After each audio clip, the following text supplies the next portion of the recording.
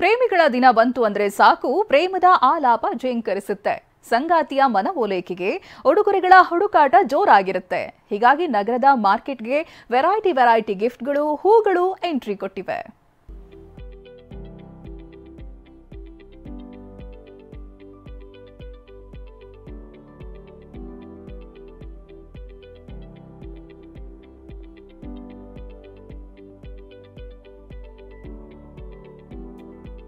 ಬಣ್ಣ ಬಣ್ಣದ ಹೂಗಳು, ಡಿಫ್ರೆಂಟ್ ಗಿಫ್ಟ್ಗಳು, ಇವೆಲ್ಲ ಸಿದ್ಧವಾಗಿರೋದು ಪ್ರೇಮಿಗಳಿಗಾಗಿ. ವ್ಯಾಲೆಂಟೈನ್ಸ್ ಡೇಗೆ ಕೌಂಟ್ ಡೌನ್ ಶುರುವಾಗಿದ್ದು, ಜೋಡಿ ಹಕ್ಕಿಗಳು ನಾಳೆ ಕಂಗೊಳಿಸಲಿವೆ.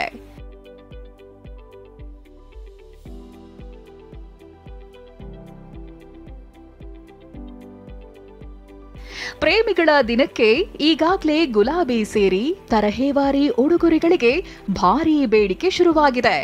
ರಾಜಧಾನಿ ಬೆಂಗಳೂರಿನಲ್ಲಿ ಫ್ಲವರ್ ಗಿಫ್ಟ್ ಅಂಗಡಿಗಳು ಜೋಡಿ ಹೃದಯಗಳ ಖುಷಿ ಹೆಚ್ಚುಪಡಿಸಲು ಸಜ್ಜಾಗಿವೆ. ತಮ್ಮ ಪ್ರೀತಿ ಪಾತ್ರರಿಗಾಗಿ ಬಗೆಯ ಉಡುಗೊರೆ ನೀಡಲು ಹುಡುಕಾಡ್ತಿರ್ತಾರೆ. ಇದಕ್ಕಾಗಿಯೇ ನಗರಕ್ಕೆ ಕಣ್ಣುಗುಕ್ಕಿಸೋ ಹೂಗಳು, ಉಡುಗೊರೆಗಳು ಎಂಟ್ರಿ ಕೊಟ್ಟಿವೆ.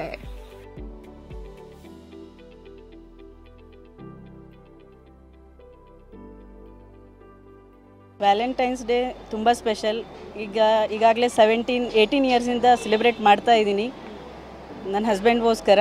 ಗಿಫ್ಟ್ ಭಾಳ ವೆರೈಟಿ ಬಂದಿದೆ, ಕನ್ಫ್ಯೂಸ್ ಆಗಿಬಿಟ್ಟಿದ್ದೀನಿ ಏನು ತೊಗೋಬೇಕಂತ.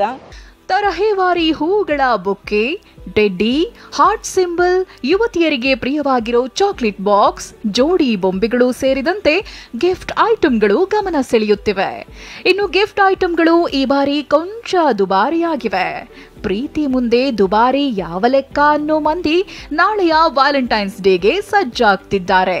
ಇತ್ತ ರಾತ್ರೋರಾತ್ರಿ ಆರ್ಡರ್ಗಳು ಹೆಚ್ಚಾಗಿವೆಯಂತೆ. ವ್ಯಾಪಾರ ಪರವಾಗಿಲ್ಲ, ಚೆನ್ನಾಗಿದೆ ಮೇಡಮ್, ನೋ ಪ್ರಾಬ್ಲಮ್. ನಾಳೆಯಿಂದ ಫುಲ್ ಜೋರಾಗಿ ಸ್ಟಾರ್ಟ್ ಆಗುತ್ತೆ. ಬರೀ ರೋಸ್ದು ಡಿಮಾಂಡ್ ಇರುತ್ತೆ. ರೋಸು, ಲವ್ ಬರ್ಡು, ಆ ಥರ ಟೆಡಿ ಬೇರ್ ಜೊತೆಗೆ ರೋಸು, ಆ ಥರ ಜಾಸ್ತಿ ಡಿಮಾಂಡ್ ಇರುತ್ತೆ. ಇನ್ನು ಈ ಬಾರಿಯ ಪ್ರೇಮಿಗಳ ದಿನಕ್ಕೆ ಅಂತಾರಾಷ್ಟ್ರೀಯ ಪುಷ್ಪ ಹರಾಜು ನಿಯಮಿತದಲ್ಲಿ ಬರೋಬ್ಬರಿ 25 ಲಕ್ಷದಷ್ಟು ಹೂಗಳು ಸೇಲ್ ಆಗಿವೆ. ಒಟ್ಟು 9 ಕೋಟಿಯಷ್ಟು ಆದಾಯ ಬಂದಿದೆ.